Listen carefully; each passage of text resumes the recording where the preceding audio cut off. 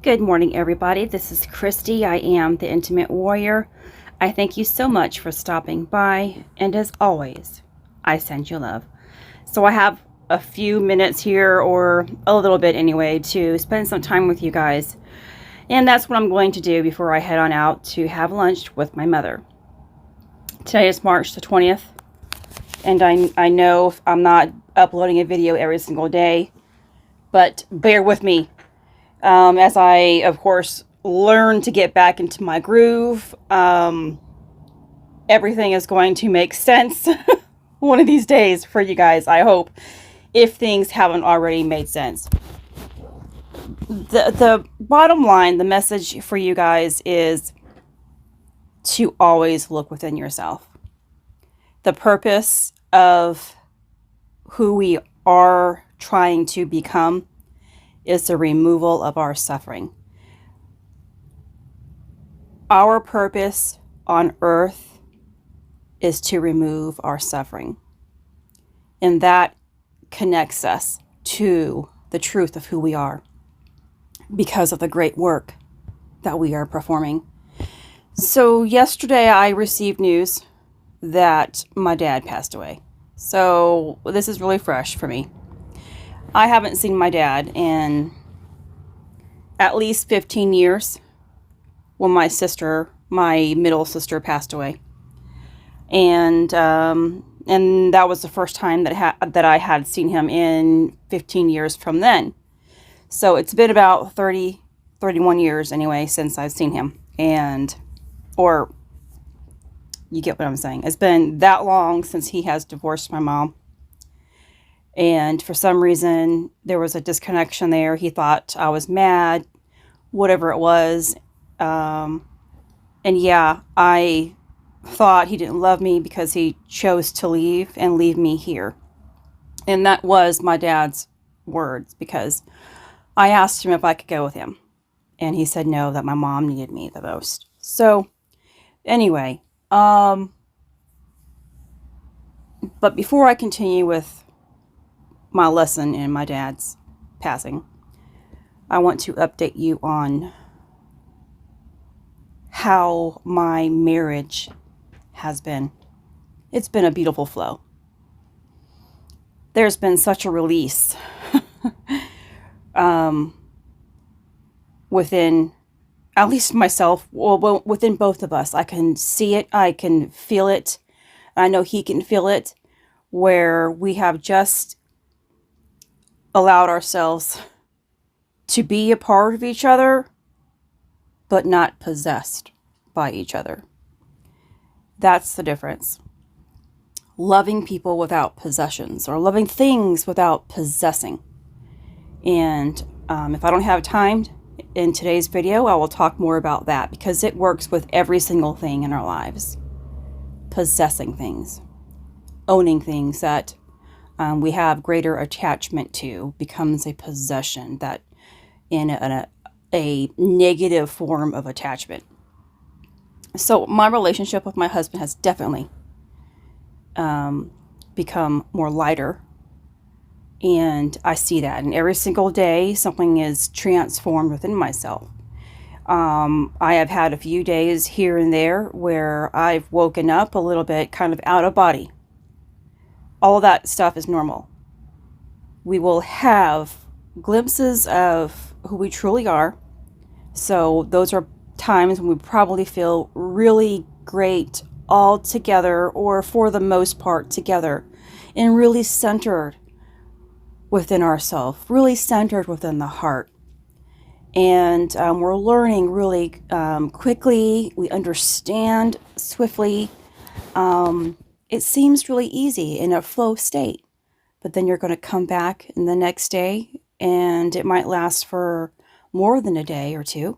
It might last only a few minutes, where you feel a little low again, or negative, or out of body. But I tell you what, if you, in those moments, if you learn something when you are feeling really low, you rise above it. You actually are going to transcend how you are feeling. It will shift.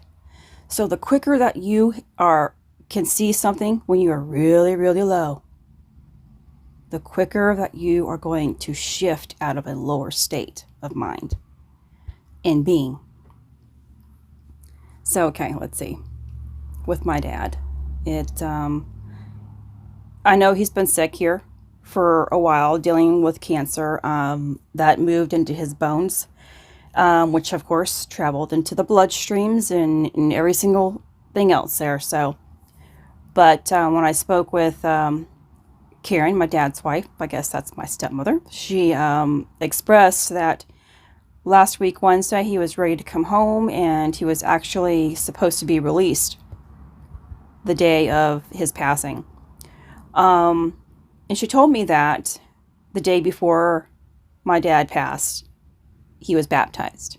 My dad has always believed in Christ, but has never taken the steps to receive the baptism. Now, the man-made idea of what the baptism is different than what the true baptism is in itself, but it doesn't mean that you can't become baptized either. So please don't think that I'm saying that. If that enhances what you are doing in your inner work, do it. If it makes you have a greater connection that way, awesome.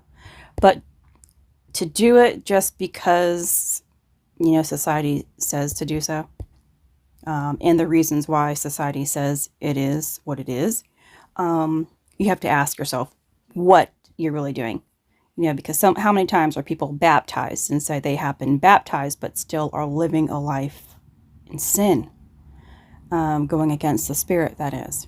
So if you are actually at a state of awareness of what you are doing with the work within yourself, and you have already been baptized internally, but remember there's several baptisms that take place, and those baptisms will constantly be repeated in different levels. So there's more than 3 baptisms that take place, and then times, really 7 times, because we are doing that within the 7 bodies. But anyway, so I was a little shocked, even though I knew my dad was sick. It was a shock, but hearing that he was baptized was really a beautiful state, because here we are, how close are we to Easter, right? So it makes the story of my dad's transition into heaven, into his true self, more beautiful. But then as I was able to sit around with it for a couple of hours, the emotions started to come up. And I'm feeling it right now too. So I became angry. Everything. I was, angry, sad, whatever, but mostly angry. And angry again that I've not only lost my dad 31 years ago, I have lost my dad to eternity. So I've lost my dad twice. And I spoke to my mom on the phone when she called. And I told her that, I was feeling angry about it. And then my mom starts, no, Christy, if you're going to be following Christ, you got to do this, this, and this, and this. You can't be angry and everything. Well, my mom knows full well, that I know my experiences are a reflection of my emotions. And so I explained that to her. I said, Mom, I know I have forgiven Dad for everything that he's done. The mind can say that you have forgiven all at once. The mouth can speak about forgiveness, all that at once. But the emotion, our emotions run deep, so deep. And it takes an experience to make us realize what has been laying dormant within ourselves. And my dad's passing is highly significant for my life. Highly. And I will eventually get into all of that. And if you guys already have been listening to all my videos, you can see the hint and the symbolism within my dad and what I am working with. So I told my mom, I know I have not for really forgiven my dad. 100%, that is. And so I'm working through that forgiveness, through the emotion. I have seen this emotion finally, because it's finally come up. Out of all the times that I have talked to my dad in the last couple of years of our reconnection and the texting, not once have I been upset with him. And I've told him, let bygones be bygones. No, Dad, the past is the past. Well, the past sits with us everywhere we go and waits until something happens to make us realize what's going on. That darkness, the abyss, that chaos that's inside of ourselves. Then, my plan with my sister and I were to, of course, go to the funeral. And we're waiting for details to hear about the details and when it was going to be. So today is Wednesday and the funeral is going to be Friday. It's really quick, and I understand how the process works. But on my end, I am the furthest away from all of the family, and especially where my dad lives. The furthest away. So after looking at the prices of the flights and the bereavement discounts, there was just no way that I could pull it this quickly. My sister was willing to let me borrow it. And at first, we were sitting here together doing it. We're getting ready to get my tickets, and I hit save and pay. I mean, literally, save and pay. But my screen froze. And so my husband and I spoke earlier in the day, and my husband was like, I don't want you to go. What's the purpose of you going when you haven't been so close to your family? And I'm like, well, it's not about how I've been treated. It's about doing what's right. So doing what's right isn't always easy to do, right? Doing what's right, for the most part, if you do what's right by yourself and by others, somebody is still going to be disappointed, because somebody's not going to understand your understanding, your reasoning for doing what is right. And every situation is very unique. And as it didn't work, the payment didn't proceed and go through. My sister had to get off the phone and go take her kids to a class. So I said, well, just call me back when you get a chance. And I sat with myself. I heard my husband's perspective of, and my husband felt really, he says he feels sorry for me because I've had such a disconnected family. Such a family that is in such utter chaos compared to what he has ever experienced. We have taken care of his mom before she passed, and he's lived with his parents all of his life, and here we are now with taking care of his dad. So, he's never had a dysfunctional family, if you will. Of course, his mom was not perfect, but she has always had a mental issue, of course, is what we realized. As we look back, we know that, and we can learn from that, and we can forgive because of that.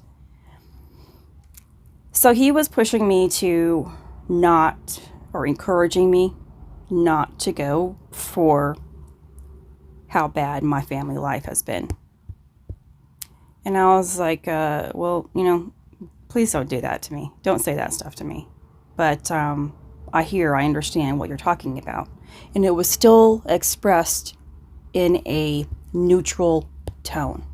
We were both communicating like I have never heard us communicate. And this has been going on here for a week or so since my dance video. And understanding that aspect of God's love instead of man's love. And so I sat here after my sister hung up, and I was like, this is my sign. If it didn't go through, there's something else that's inside of me that I know is a bother. I have worked so hard, and I know you guys are working so hard on this. to remove our suffering, right? To remove our suffering. My dad is already gone. So my dad doesn't know if I'm there or not, of course. Even funerals and stuff, my husband and I, we just believe that, it's complete nonsense. You hear so much about the family who is in living becomes indebted as a result of someone passing away. And I, for one, don't want that for my family. I know that I'm going to be cremated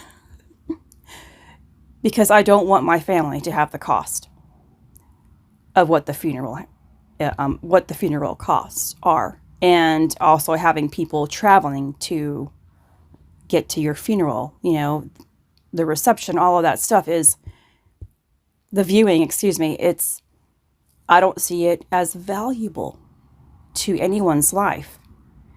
I know everybody has their way of processing and healing, and that is one way that people can heal, is having a funeral.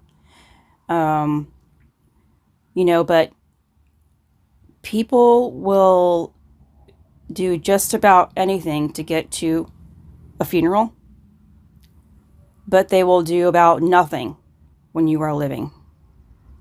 That's how messed up reality is. So you want to love me, or I'm going to love you while you're living. I'm doing my best to love every single person right here, right now, while I am living, because when I am gone, I am gone. I can't do it anymore. And I want everybody that I love to know that I love them. So I go over and beyond to complete exhaustion. That's what I have done in my life. Complete sacrifice of myself to know what true love really is. And it's taking me still this long to even grasp what God's love really is compared to the love that I have been trying to teach myself. There's a complete difference still in that. A godly love is a love that gives and never is hurt if you are not given, if you are not loved. It's being alone, really, in a world with yourself, and we hear this a lot, the isolation.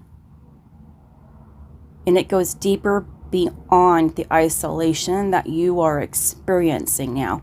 So your isolation right now, if you think it is horrid, terrible, depressing, of course, you're also the person who loves the isolation because you are always so in your head and you can't stand the energy outside of you, which is really a reflection of yourself, that you need that space.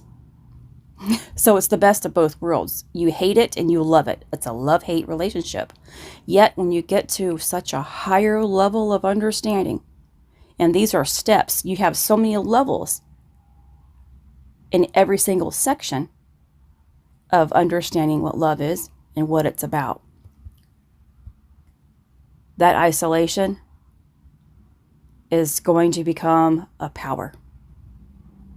Divine power. Not power to submit, but a power to fulfill.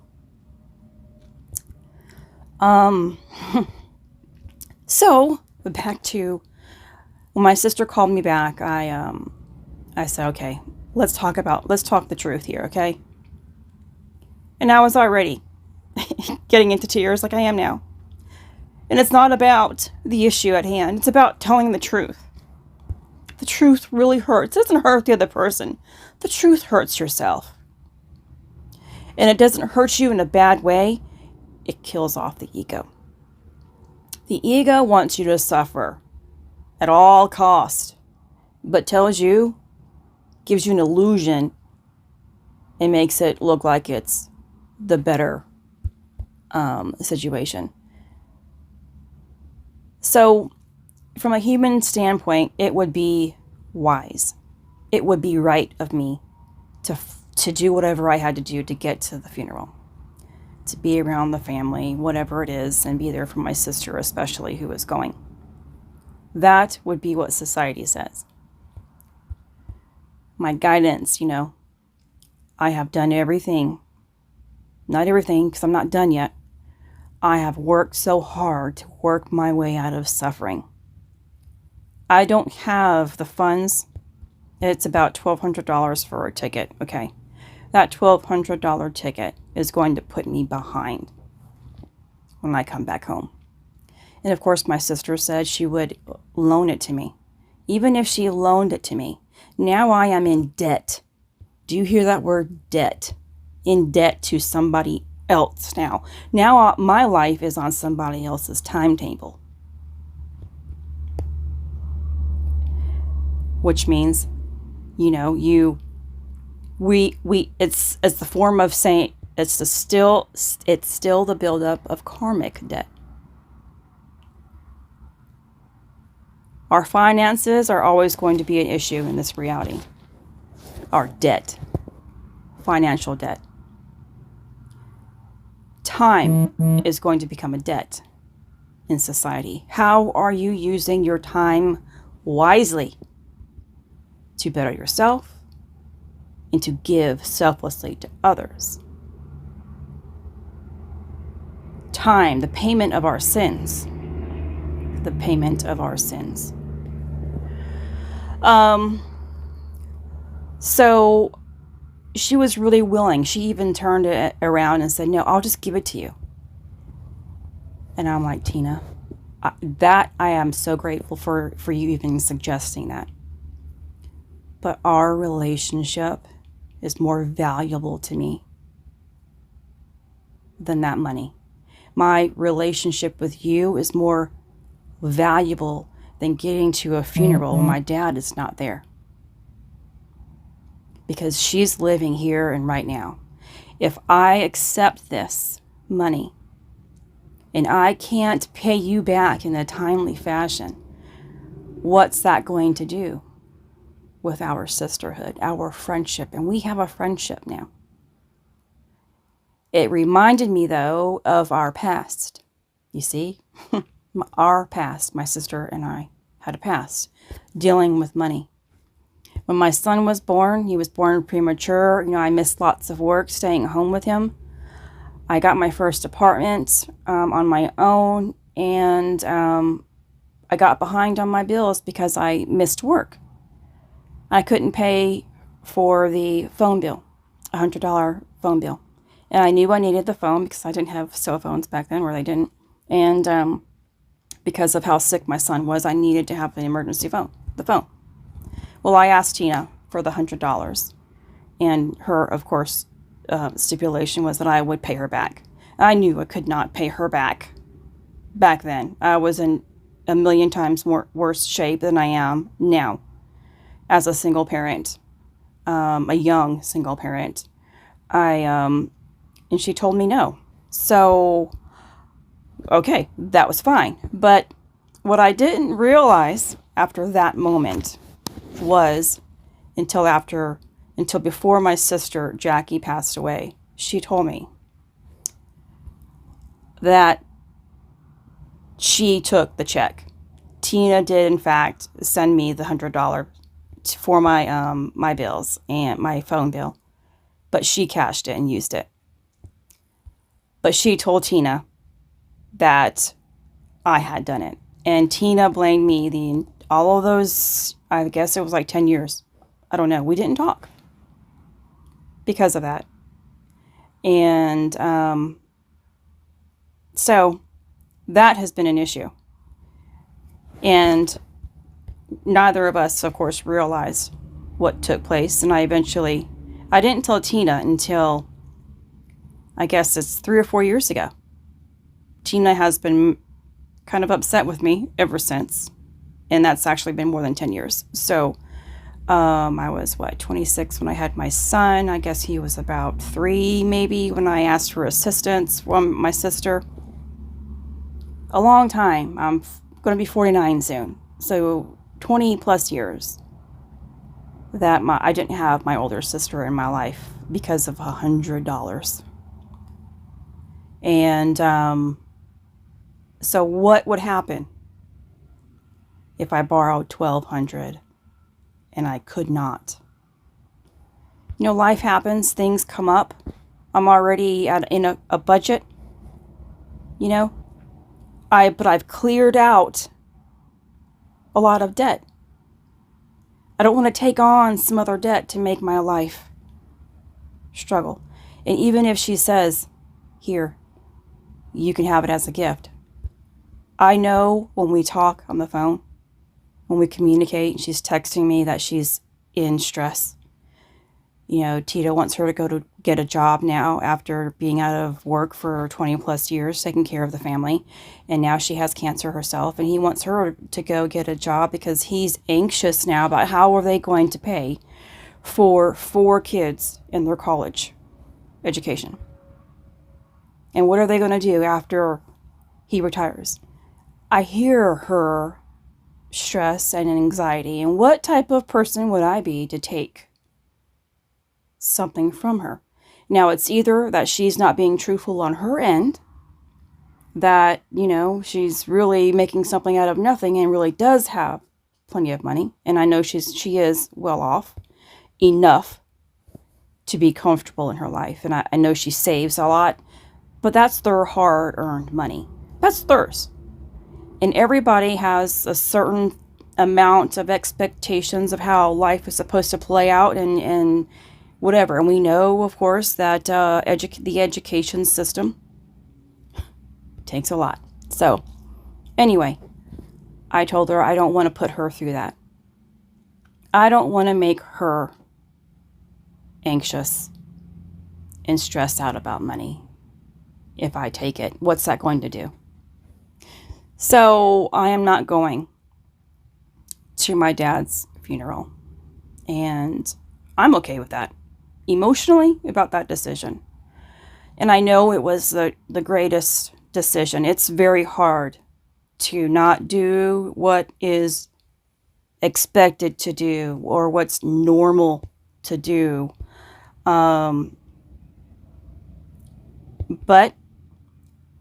if it's going to harm you in the long run, and that's the stuff that we really have to think about. What are our actions doing that's going to benefit or harm us in the long run? We're supposed to learn to walk our steps and reduce the amount of suffering by understanding our own actions. Of course, it's choosing love. Love of self, love of others, love of God. Now, I would be disobeying my parents if I were to. And I know my dad, like I said, he doesn't want me to go into debt for something like this. And everybody does. Everybody will go into debt for things that are silly. Absolutely silly. So that's been going on. And I guess I have a few more minutes. So you know that I have been talking about a godly love. To love like God does. But to get to that point is to work with the very top of the tree of life. The Father. The Holy Father. And that goes with the commandment, though, to not forget to honor thy mother and father. Excuse me. So every time you talk about God, you're talking about father and mother. And every time you're talking about love in fire, you're talking about Christ. All 3 things in unison create wisdom, strength, understanding, willpower, divine. Now, this is divineness. Not the strength, okay, I'm going to get up out of bed. Or not the strength to, okay, I'm going to go, This is a divine strength that when you develop it to its purity, you are in the honor system. Nobody wants to listen to mom and dad. Nobody wants to, even when my husband says, don't go. My husband and I sat here last night after I told my sister, I said, well, I've decided not to go, babe. So basically, I have done exactly what you said not to do. Don't go. But not for the reasons. So the devil and God are going to use all of your situations and use it for you and against you, like exercising. I was exercising before, listening to my ego and the devil, the little voice in my head that's telling me I'm no good. You have to do this so you can look good, fit into society, be somebody. Then I went to, okay, I got to stop this. Something isn't right. It's my inner being talking to me here. Yet the ego is saying, the devil again, speaking again, oh, Christy, look at you. You aren't exercising. I told you you should because you'll have this, and this. Come on. That's kind of like the devil did to Jesus. Look at all of this that you can have as long as you did this. Bow to me. Constantly listen to my voice. Or you can understand who you are listening to, why you're listening to it, and once you do, you shift into a higher state. Hopefully, if you're learning properly. Which means that if you begin to exercise again, you are honoring both God as Father and Mother. You accept Christ, and you're also honoring your inner being. You're honoring the temple. Because you are the temple, right? So if I go back to my mom, when we were talking on the phone about my dad and how I told her I was angry. And she was like, no, Christy, you have to learn to forgive. And I was like, well, and explained again. Well, the body will tell you if you have forgotten. Whether your mind remembers, your body will always tell you through your pain if you have forgotten. So I said, I told her, well, you know you've heard it. I'll forgive you, but I won't forget. And my mom says that phrase a lot. And I said, well, that's how the body is. My mind, of course, and my mouth are going to speak those words, but the body is always going to remind you of your truth, of that lie, at least. So I've never forgotten. But when you truly dissect your pain and then heal it, allow Christ to heal it for you, the Holy Spirit to heal it for you, you will forget it. And then there won't be any more pain. You know, although I have been feeling these emotions with my dad's passing, especially that anger. Anger is a fire. Anger in the heart descends into the negative aspect of you, which of course is the ego, which of course is the devil, and it drags you into more suffering. That's what all negative or lower vibrational emotions do. If you are living in bitterness, resentment, judgment, hatred, jealousy, you are weighing yourself down with that weight. The more that you heal yourself, you will actually become lighter. And that's why light will develop within you. The light will shine so brightly because of the healing process. And when you finally get to certain levels, the pain actually doesn't last so long because you are not doing this work any longer. It is the Holy Spirit doing this work for you. It's a natural flow. You've already taken that Holy Spirit because you have made the commitment. You've surrendered to the ghost. You've given up to God's will. You've allowed God as Father and Mother to lead you through Christ, through the suffering of Christ. And when you have these experiences of higher emotions that are really weighing, and it's really weird or difficult to even explain, the pain is present, but it's not painful. Because it's not weighing you down. It's not dragging you into hell any longer. It's allowing you to see yourself fully, really quickly. And so yesterday, because I was feeling angered, I didn't want to stew in it, for one. I used divine willpower, divine strength to get me up, not mechanically here, to get me up for purpose, to exercise it off. And something else I realized I felt yesterday after making the decision to not go and hurt myself to my dad's funeral and make myself suffer by going. It's also, I could have made the decision to go, right? Go be there for my sister, because that's a good act, right? I'm being there for my sister. I'm being there for my brother who lives down there already. I can see my aunt that I haven't seen in 30 years. Connect with my stepsister that I've never seen. And her new baby, or 3-year-old daughter. All good stuff. Temporary pleasures. Temporary pleasures. Because then when I come back home, the pleasure that I felt, even though it's in a sad situation, there's pleasures there. That's going to enhance my ego, fuel my ego. Instead of rid me of my sins, I'm going to come back and begin the process of suffering all over again. I am all for being there for other people. All the time. If you need to borrow some money, I have it in my pocket. It's yours. And I will figure out what to do next month. If I will. Because I know doing that is correct. I will not see somebody that I love suffer. That's me. But I also will not accept money from somebody knowing that they are suffering. That becomes my sin too.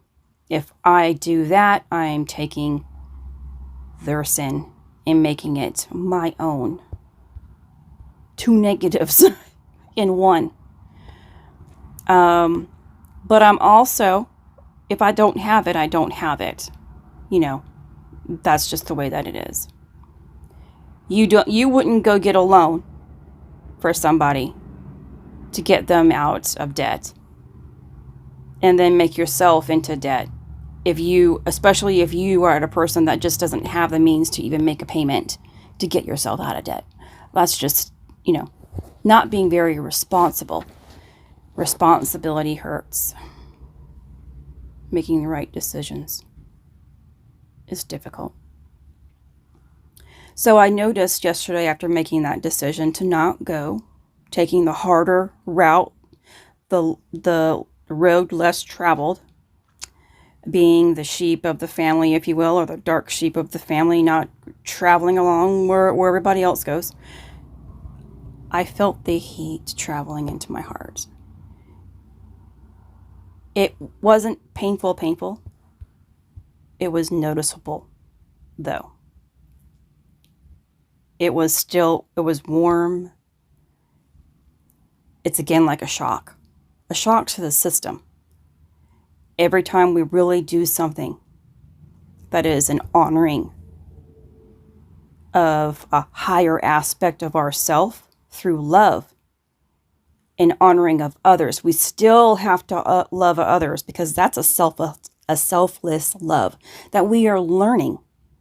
Therefore, we know what it means to honor God.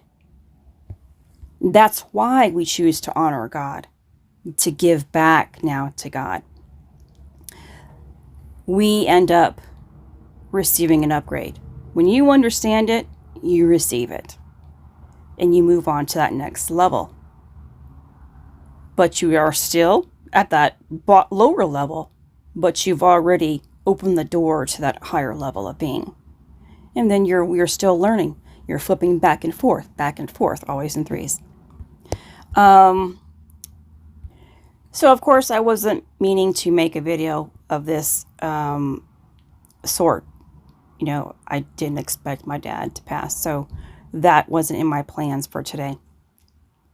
It was really, my plan was to make a greater connection so that you understand the sacred marriage. And I'll do that hopefully tomorrow, if it all works out. And if it doesn't, I will get back with you soon, of course, about things and making that connections so that you can understand it. And again, I don't provide you with like the energetic updates. You know, there's a full moon coming up. There's Easter is coming up. Well, let's not forget spring, first day of spring. You can go to my past posts in past years. We go through these sections continuously. Although the horoscope alignment is going to be a little bit different. That changes too. But if we're constantly focusing, like if you're constantly reading a book, just like the Bible, if you're only reading the Bible to learn the words and memorize that, you're taking it for literal context. And again, I think all of that stuff is fun. And I enjoy making those videos as well. But when you can really sync up your reality to the time frame without having to first, okay, I'm going to see what this is about. I want to be prophesied to, if you will, about what's coming.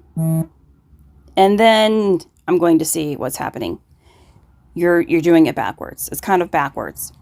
You go through your steps, focus on your emotions and your thoughts, and see what you are going through. And you don't need the energetic updates. You don't need to focus on the stars because the stars are aligned inside of you. You don't need to focus on the planets because the planets are inside of you. When you are ready to understand it, you are going to know. There's no ifs, ands, or buts around it where you are. If you are really looking within yourself and not fearing an internal relationship with Source, connecting, you can't be afraid to connect. You will understand without the need of any information outside of you until the time is right. Then if you have already gotten that moment, that shock of understanding, if you want to go read up about it to, make it stick a little bit more, awesome. And I'm not telling you what to do, of course, you figure it out on your own. But the greatest work that we can do for ourselves is the work that we do on our own. The work that we do on our own. So like I mentioned, you guys don't need my videos. You don't. But I'm doing it as an honor system. Right now. My steps, I'm doing the videos to honoring God. And if it works out, it works out. If it doesn't work out, it's quite all right. Much more to come. I'm going to make connections in the videos, especially about the sacred marriage. I also hope to link you up or help you understand about manifesting your dream state. So lucid dreaming, astral projection, why we go through those things. And it's significant. Hopefully I won't forget. I'll come back to this video to remind myself of those videos. So stay tuned. And again, please be patient with me as I'm getting back into the groove, trying to just fill you in on my experiences. And I hope that you can see what you are going through the emotions that I am going through. If your timeline is matching up, you are in sync with what's going on. And even if you aren't, don't worry, you'll get there. Because if you are following me, if what I say rings true within your heart, then these are going to be your steps. This is Christy. Much love, health, and healing your way. I am bringing purpose to your life. Take care.